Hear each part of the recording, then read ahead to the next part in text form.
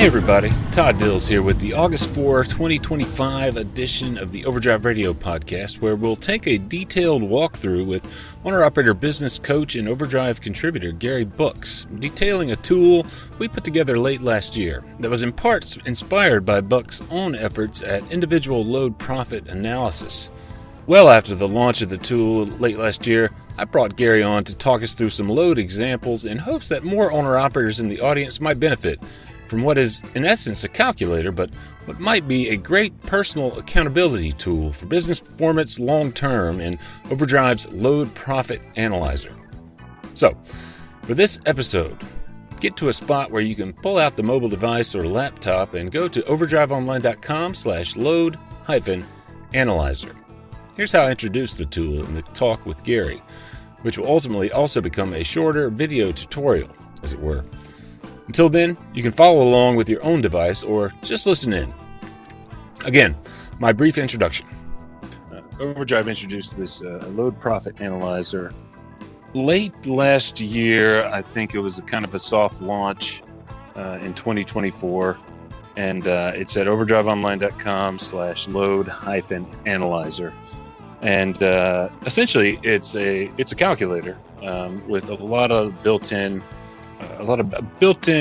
formulas on the back end that kind of try to simplify some fairly complex calculations that any owner-operator could really set up themselves in a spreadsheet and set up the right way. But it gets really complicated, and so we put this together.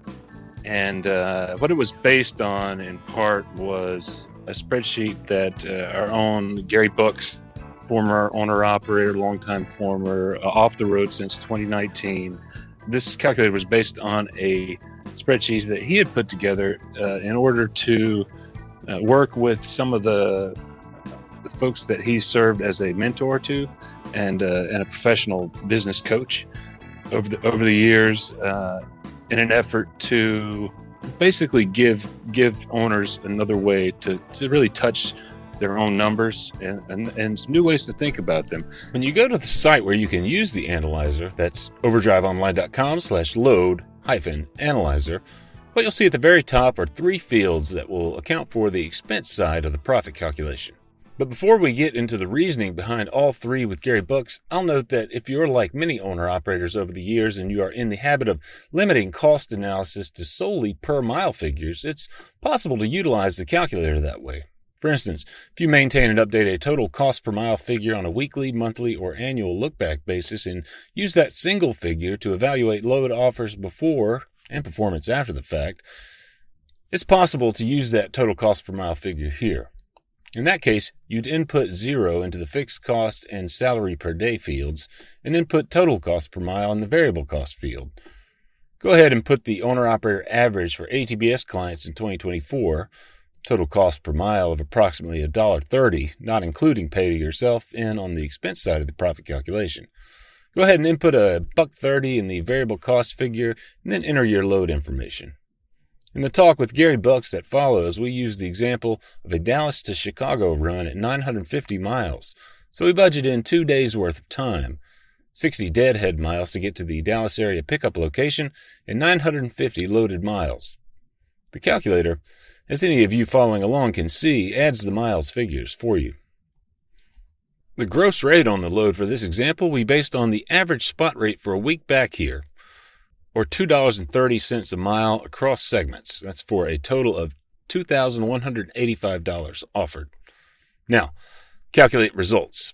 If you're a regular subscriber to Overdrive, results will be instantaneous. If not, get logged in and come back to the calculation. On the results page, you'll begin to see the limitations of using the total cost per mile only approach to evaluation. The results duplicate figures in both profit and profit plus salary fields. Likewise, both per day breakouts of those results, limiting real analysis of the impact of time spent on costs as they accrue. There's a lot of variables in cost analysis, particularly when it comes to how to account for time in the fixed cost and salary figures, as you'll hear as we work through this today. One point Gary makes is for any individual owner-operator to be consistent in how he or she approaches calculations for better load-to-load comparisons. whether you're using the tool on the front end for comparing load offers or evaluating actual performance on the back end after delivery. But whatever you decide to use, just consistently keep it the same, and that will be your baseline, and that'll help you as you make judgment calls on loads. On the other side of a break, then, we'll dive into how Gary Buchs came to this approach as a result of his own searching when he was still running his own owner-operator business. His search, that is, for a better way to analyze his business's performance on a contract-to-contract or load-to-load basis, to both make certain his home needs were covered by his salary to himself, while still profiting over and above those needs with real money to the business. So keep tuned. When the temps rise, so does stress on your diesel engine. Dust, dry fuel, and high heat can wear down your system fast. That's why smart drivers use Howe's Diesel Defender. It cleans injectors, improves lubricity, and keeps things running smooth, even in extreme summer conditions. Defender also increases fuel economy by a minimum of 5%, guaranteed. This summer, defend your diesel with Howe's. Available at retailers nationwide and on Amazon. Find more information about all of Howe's full line of fuel treatments at HOWES, HowesProducts.com.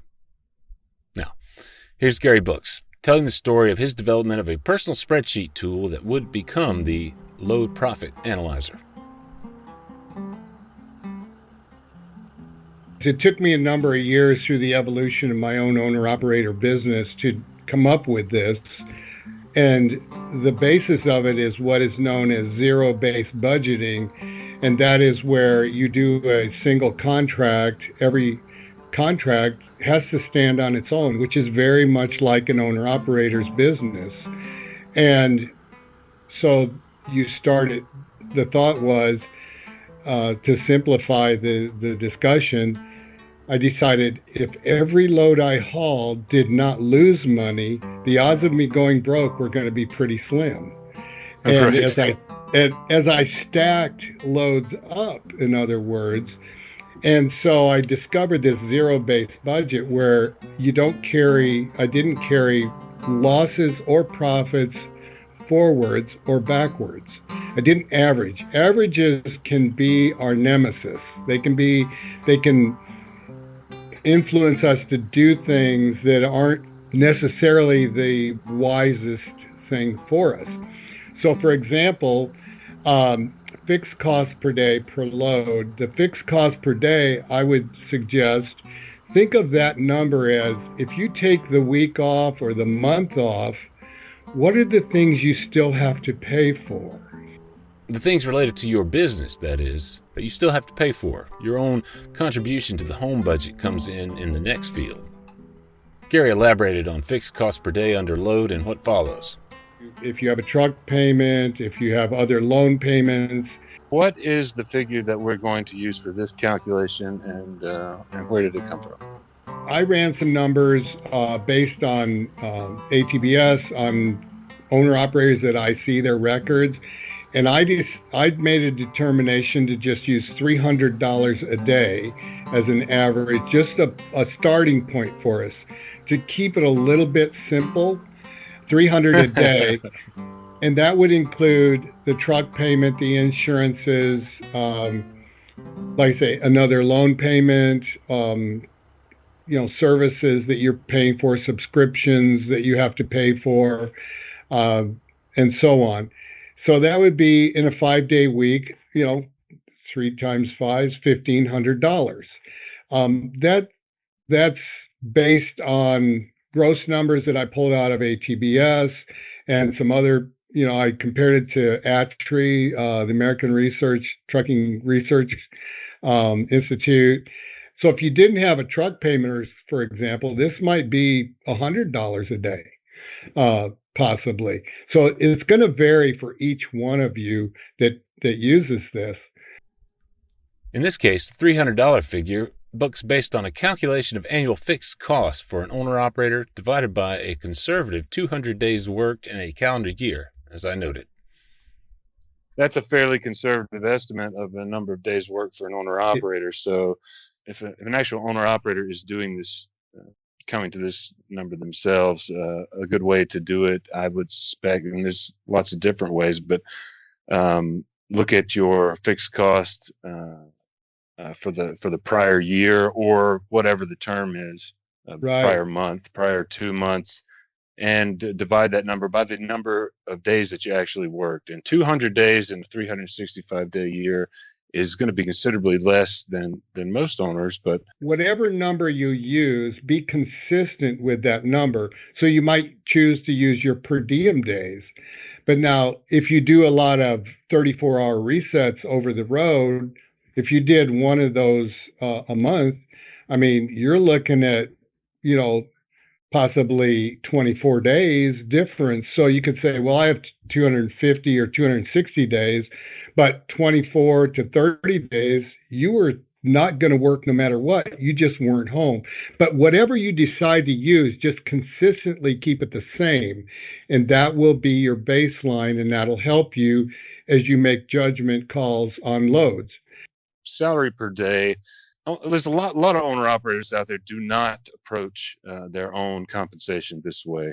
Right. If they're under an S corp structure, filing taxes with that 1120S form, a lot of folks will be doing it there. But what's the figure that you came to that we're going to use for this? And I gather it's based a little bit on some of the people that you work with. Yes, it is. And I base that again on looking at records. The average, for example, tends to run about $63,000 to $66,000 in profit before taxes in the owner-operator records. Whatever number you need to cover your home expenses, whether you pay yourself a salary or not, I would use that number on the per day divide the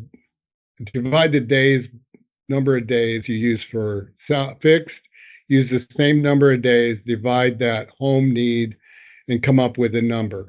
So that's going to vary tremendously. That's going to vary far more than the fixed cost. Because everybody has different home obligations. Yeah. Depending on house payments, rent, whether or not the spouse is working, that sort of thing. So there's a whole lot of variation there, but we're going with $300 per day for salary. Okay. And part of the question you could ask yourself, if you were going to go to work for another person driving for them, what would you want for a salary? $300 per day worked for the salary figure here at 200 days worked in a year is $60,000, or slightly below the average owner-operator income for ATBS clients.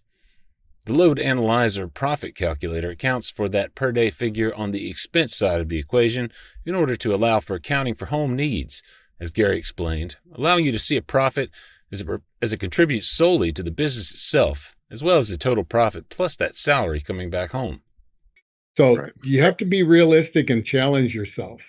Now, variable cost per mile, a lot of people, like I said before, when I was setting this up, a lot of folks look at the entire cost picture and lump it under a single cost per mile, but separating out the fixed expenses that you have to make, no matter whether you're on the road or not. The variable cost per mile is everything that depends on the things that you pay for while you're running the truck. So we're talking fuel, we're talking cost for parts like tires, maintenance, etc. What's the figure that we're going to use for this calculation, and how do we arrive at it, Gary? When I looked at the records, it can vary quite a bit between owners, but I would say right now that would be about, I would say, somewhere around between 95 and $1.05 a mile in most cases and this is cash basis. And there's a good chance that near 50% of that is going to be fuel, depending on your truck's fuel efficiency. And so each of you will have a different number. What we have to be careful of is that we don't look at someone else's numbers and then take ownership of their numbers.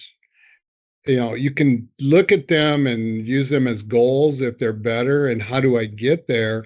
If you need help with your record keeping, your bookkeeping, talk to who's doing it. Ask them to help you a little bit. So this will require you knowing the miles that you ran for. It could be the week, the month, the year. I wouldn't go too small of a window figuring the miles. I would use a month for miles. You said between 95 cents to $1 a mile variable cost. Yeah, And 95 to $1.05 or so. Yeah, 98's a good number, I think. 98 would be good. Yeah, that would be a good number, I think, for right now. Especially someone with a newer truck who doesn't have a big repair bill, has a warranty.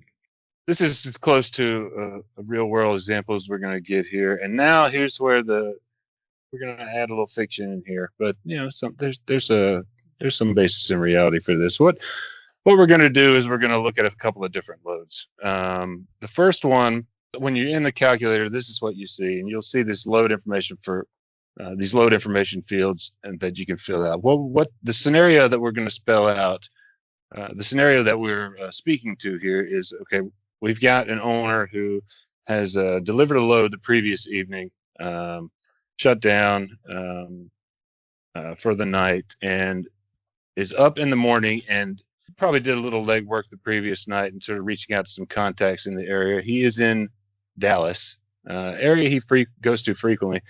Knows folks that have freight coming out of Dallas. He's probably set himself up okay the previous night just by reaching out to them, letting them know. And even in the days before, he's made some contacts just to see what's available. But he's got a couple of different options here, and the first load is a load out of the Dallas region up toward the Midwest and Chicago, and he's up in the morning.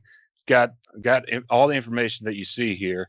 950 loaded miles. He knows that. He's sort of verified that. He's been to facilities on both ends that he's going to pick up before, so he's aware that there's going to be some potential for delay time at each of those facilities. So in my mind, he's thinking fairly conservatively and budgeting in at least a couple of days for this run, even though it is, it could fall into more of a 1.5 to 1 3/4 days kind of time frame, just given the length of it. He knows he's got about 60 deadhead miles, so you input those here.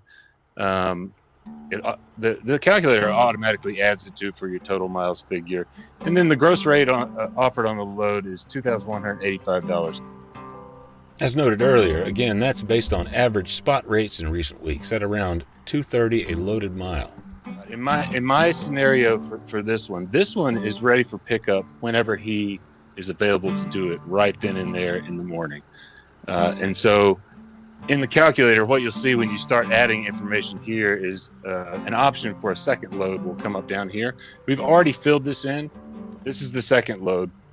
This second load is going a shorter distance to Nashville, Tennessee area, about 650 miles. He's still budgeting in 2 days for it, though, however, because it's not going to be available for pickup until the afternoon of that day, and he knows his appointment time is going to be a couple of days hence. So, am I doing this right, Gary, and budgeting in two days for this? Because he knows he's going to have to sit there and wait, where he has this other option.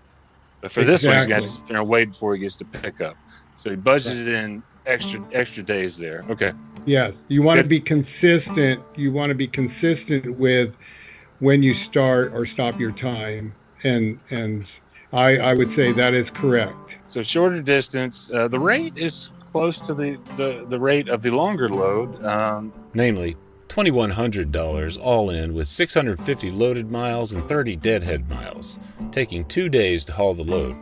The per mile offer is, of course, higher than the $230 average we based the first load on, at a little more than $3 a mile. We're going to calculate the results and see what we get on the other end, and talk about that. So, in the load analyzer, just tap or click the Calculate Results button, and what you'll see will be tabs for each load with results. For the first one here to Chicago, that's total cost to haul the load at $2,189.80. That includes the $300 in salary and $300 in fixed costs per day, of course, in addition to the variable cost per mile. Then, total cost per mile for all miles is $2.17. Potential profit, then, to the business There's actually a cost at a negative $4.80 for profit per mile of exactly 0. We add back in the salary, though. Results also show the profit plus salary. Adding back in $300 per day of salary shows $595.20 for the owner-operator in the bank, though not meeting that $300 per day home need over the 2 days expected to haul the load. If you were hiring a driver to drive for you, you would be absorbing the negative $4.80 while you pay your driver. You're going to actually have to pay your driver another $4.80 above the revenue you've received, is what it comes down to. So when you think, if you're driving for yourself, are you going to value yourself less than an employee? This is part of the mindset of an owner. You have to be careful not to overly rationalize things. It doesn't mean that won't be the right load in any situation. You sometimes have to look at the bigger picture as well. So, load 2, just for comparison's sake, how did we do here? Total cost to haul the load is less. A grand total of $1,866.40, but with fewer miles run to Nashville, a higher cost per mile at $2.74 for all miles. Still, though, we got $233 of potential profit per mile of 34 cents, and that's with the salary included on the cost side. Add the salary back in, we're looking at a fairly decent $833. Yeah. And profit plus salary, we're looking at profit plus salary per day, looking at about $416. So not a bad choice here. Probably if you're choosing between these two loads, this is probably the one you want to take. It's better. It is. And there are other influences, but you want to, again, as I suggest, you have to take everything into account. But if you do all your loads the same, if you are consistent with the way you set them up and use the same format in that, you'll become more consistent. Consistent, that is, in your ability to effectively analyze profit performance for each load offer and performance after the fact, too. For instance, when do you start your time and when do you start your deadhead? And that you have to just be consistent. I started my time after I delivered. All time previous to pickup still counted towards the load I was picking up. Now, if I was completely taking myself out of service, I did not count that time. Let's say I laid over for a weekend. I didn't necessarily count that time against that Monday load, if that makes sense. Yeah. Because you took the time off. Yeah. It was like time off. Yeah, even though you were on the road. Right. Yeah. Cool. I do want to look at another load too. Explain to me how this process with your own spreadsheet back in the days when you were running, what it made you realize, I think, about some of the load opportunities that you had and some of the success you had on really, really short runs. I think you realized, even though you were putting a lot of time into some really short hauls, oftentimes, it all ended up looking a little bit better than what you expected. Yeah, for me, I had a low fixed equipment cost, but with the shorter loads and the higher rates, where it first started was, let's say I averaged 400 miles a day was my standard. And I thought, well, if I only run 200, how much do I need double the rate per mile to profit the same or more? And that's kind of where this all sort of started rolling. And what I realized was, then I started doing the calculations, and it really came back to profitability. And there was a gentleman, I don't even remember the circumstance, but basically what they showed me was the more loads that the owner operators turned, the more profitable they were. even if they were smaller and shorter loads. It became more profitable, and that's counter to the old wisdom of, like, you want the longest run possible, right? Right. Which everybody used to always talk about. The most miles you can possibly get is the best way to do things. But well, there was one company that shared with me that their average loads hauled by contractor was about 1.8 loads per week.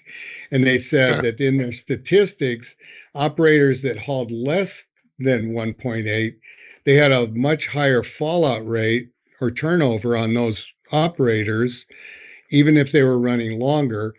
The operators that ran 2 or more loads per week had a much greater success of staying with the company and actually generated more revenue. They didn't necessarily see their profit in their records, but they could tell that based on retention and revenue, they were more successful in that way. To that point, I thought to just throw in a third example here. Let's give our hypothetical owner operator sitting in Dallas a third option. On the Load 1 and Load 2 results page, next to the tabs for each load, you'll see the link to, quote, Edit Inputs. Click that and return to the Inputs page to add a third load to the comparison mix.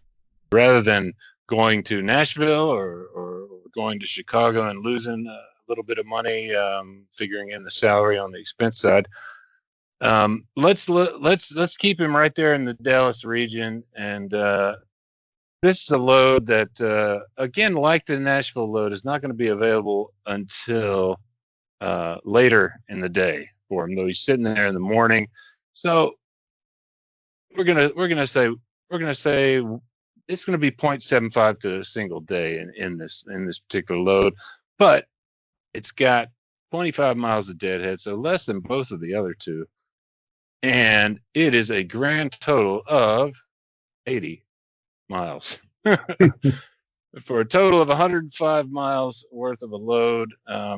We'll be conservative and say we'll give them a day to do it. You want to play it safe. You don't want to underestimate and cheat yourself. Yeah. Although theoretically, I suppose if he can get it done as quickly as possible and get the folks on the Nashville load to wait, he could pick that up and take it the rest of the way, because these loads are picking up at the same time. So anyway, the gross rate on this is a flat $800, which equates to a whopping $10 a loaded mile in revenue. Now, calculate results. Total cost to haul the load sits at $702.90, or $6.69 per mile at a single full day's worth of time in the load. Potential profit over and above salary is $97.10, with an extra $300 in the profit plus salary figure. What do you see here? What I see is that in a day or less, you can more than cover your salary. You'll have a profit. The cost per mile, what I want to point out to people is, this is where you have to be careful when you say, oh, I can haul freight for $2 a mile, for example, just averaging all your rate. Because if you notice, the cost here is over $6 a mile because of the miles and the time combination. But again, it's all in relationship to the revenue received. And then we have kind of built in the longest time we think it'll take. If we go back and let's say we bump that back down to 0.75 days, and you can see the difference on that load, for example, how much that would change. Are we going to get it done a little more quickly? Yeah. And then if we do that, the cost per mile changes by more than $1 a mile. Yeah. So you can see how much in this load, that really helps you understand the time cost that we talked about and how dramatic that can be as far as changing your cost. And so the potential profit jumped to almost $250 on top of your salary. And so if you use a strategy where you go, say, longer miles, mid miles, shorter miles, longer, mid, and so on. If you don't paint yourself into one single niche, you can discover opportunities that you can it's like playing different cards in your hand. One of the things I discovered in working with people on this, it also encouraged the owners to buckle down and do their record keeping better and more accurately, because all of a sudden they realize the value of having their own real numbers versus pulling something off of what people, somebody else's numbers. So it actually encouraged better business behaviors all the way around. The other thing is, after using this, not for just a day, but for a number of times, and then going back and rechecking, it got where people could better at least recognize and do math themselves. The last thing would be, after you run a load and you've run this estimate for doing the contract, go back, take the actual time and real numbers of cost and check yourself and see how close you came. It's like that self accountability that will really help you tremendously and build your confidence in your decision. Right. That could work out in a couple of different ways, of course. On the upside, say that Dallas to Chicago load went 100% perfectly. You jumped on it, no delays whatsoever at pickup, no traffic tie-ups along the way, no delays at the receiver, and you made the entire 950 loaded mile run in 1.5 days rather than 2. It would have to go perfect. If it did, though, you'd turn a money loser from a negative $4.80 to a nearly $300 total profit over your day and a half's worth of salary, for a profit plus salary result of $745.20, or almost $500 for a day's work. Keep in mind, that's better than both other load options, when it previously looked like your worst load choice. A lot of variables play, as always, but engaging with your own numbers like this could yield results over time. As Gary likes to say, as you touch those numbers routinely. That helps with planning drive time and stopping where it's most efficient to stop, and combining fueling with stops and breaks and so on. Just little things that can really, over the course of a month or a year, tremendously big differences. If you save just 4 hours a month, and you start adding that up, that's a week almost. I think the hope is that people are consistent with it, be open-minded, go back, double check yourself, make it work for yourself. That's the key. Everyone's different, and maybe it'll help you find your own best way.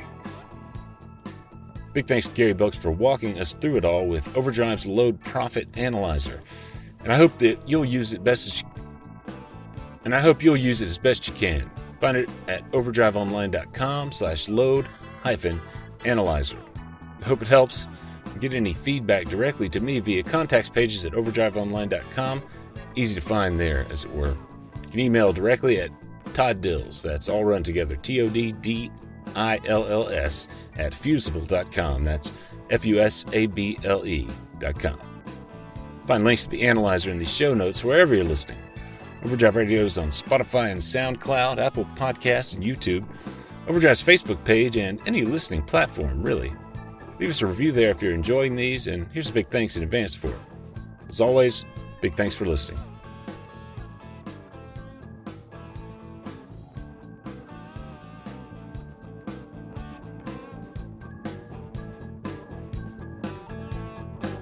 Overdrive Radio is a production of Overdrive, the voice of the American trucker. It's edited and produced by me, Todd Dills, with the acoustic guitar and other support of trucker-songwriter Long Haul Paul Marhofer.